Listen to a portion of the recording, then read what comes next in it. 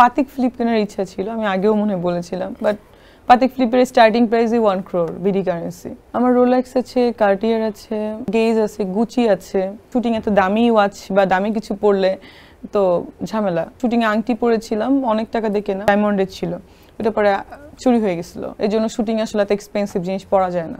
বর্তমানে আপনার ড্রেসের সংখ্যা কত? এটা কাউন্ট আমি নিজেই জানি না। Uncountable truly. একটু হেল্প করি। 10,000? 10,000 না, আরো বেশি হওয়ার কথা। 20,000 হতে পারে, 30-40,000 হতে পারে।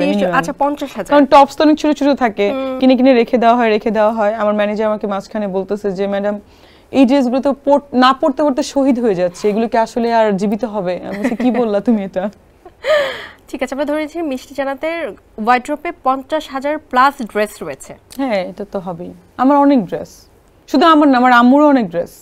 আমার আম্মু অনেক শপিং করে। রোলেক্স ছাড়াও মিষ্টি জান্নাতের অনেক দামি ব্র্যান্ডের ঘড়ি রয়েছে। কোন ব্র্যান্ডের ঘড়ির সংগ্রহে সবচেয়ে বেশি?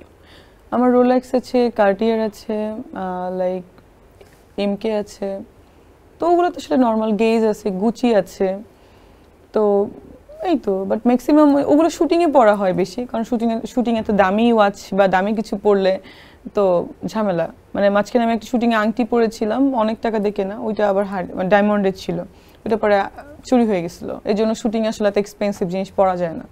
চুরি হয়ে যাওয়ার পর সেটা নিয়ে আর কোনো ওটা নিয়ে মানে কি, ইন্ডিয়াতে ছিলাম, ওখানে ওই যে রামোজি ফিল্ম সিটিতে, তো শুটিংয়ের ভিতরে তো মানে অনেক গরম, তো ওখানে ইন্ডিয়াতে ওই রামোজি ফিল্ম সিটিতে প্রায় 55 ডিগ্রি সেলসিয়াস ছিল। তো গরমে এত টায়ার্ড হয়ে গেছি, বাট কার হাতে যে পড়ে গেছে বা খুলে গেছে পরে আর ওগুলো নিয়ে, যে পেয়েছে সে তো লাকি।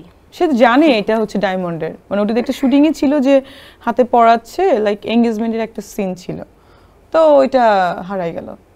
আপনার কয়টি রোলেক্স রয়েছে? আমার 2টা only. So poor I am. মিষ্টি জান্নাত সো পোর হতেই পারে না।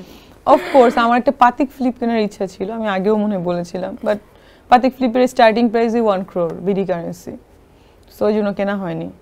মিনিমাম $1 লাখ নিচে নাই। দীর্ঘদিন দেশের বাইরে ছিলেন, তুরস্ক এবং দুবাই থেকে কি কি শপিং করেছেন? আসলে তুরস্কের ব্যাপারটা হচ্ছে, তুরস্ক আমি যাইনি, আমি একটা অনলাইন ক্লাস করেছিলাম। যেমন আমি ইউএসএও যখন কোভিডের টাইম, প্যান্ডামিকের টাইম ছিল, ফার্স্ট টাইম অনলাইন ক্লাস করেছিলাম, তারপরে অ্যাটেন্ড করেছিলাম। তো তুরস্কে আমার যাওয়ার কথা ছিল, বাট আমি ওখানে অনলাইনে আমি ক্লাস করেছি। তো সবাই জানে যে আমি তুরস্কে লাইক কোর্স করেছি বা আমি গিয়েছি। তুরস্কে আমি এখনো যাইনি, ট্রানজিট নিয়েছি। ট্রানজিট নিয়ে আসলে একদিন থাকা যায় বা 2 দিন এরকম, বাট তুরস্কে ওইভাবে আমার লাইক ভিসা নিয়ে যাওয়া হয়নি কখনো। এই কয়েক মাসে কত টাকা শপিং করেছেন?